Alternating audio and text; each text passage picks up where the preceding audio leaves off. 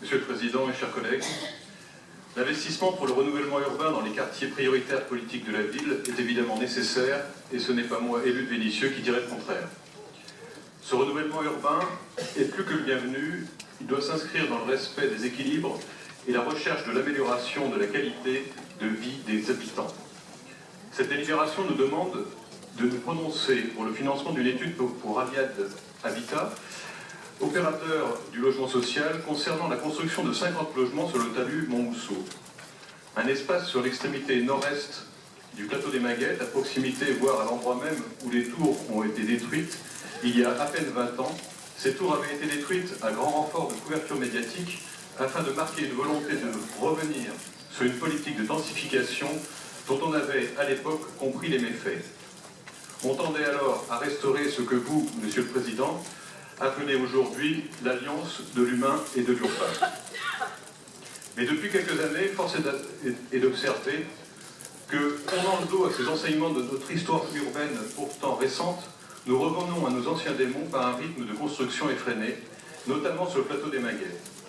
Même si on ne construit plus des tours, mais désormais des immeubles à taille plus modérée, il n'empêche que ces dernières années, nous remplaçons les espaces verts par des immeubles au touche-à-touche, ce qui à nouveau ne laisse guère de place à la dimension humaine.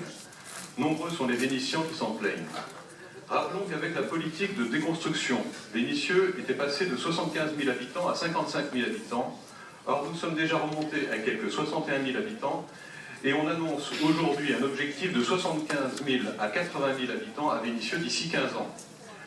Ce qui a été déconstruit à la verticale et reconstruit à l'horizontale, renforçons donc la densité au sol.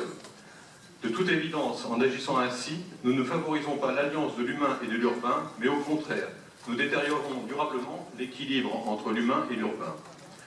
Nous sommes à l'opposé de ce dont Vénissieux a besoin, et tout particulièrement de ce dont le plateau des Maguettes a besoin. Par ailleurs, nous tenons à attirer votre attention sur un autre point concernant cette délibération.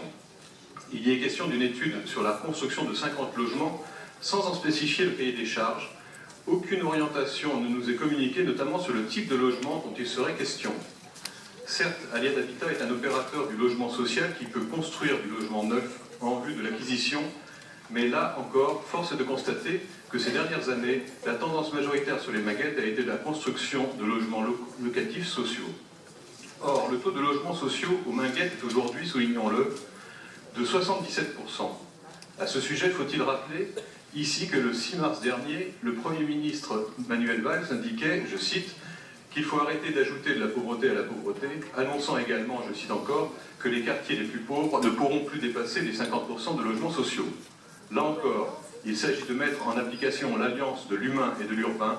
Or, le texte de cette délibération ne donne aucune orientation et aucune garantie en ce sens. Au regard de ces deux réflexions, à savoir le peu de cas fait des enseignements du passé au sujet de la densification excessive du plateau des Maguettes, et d'autre part l'absence d'orientation claire concernant le type de logement à construire, le groupe Les Républicains et Apparentés s'abstiendra sur cette délibération.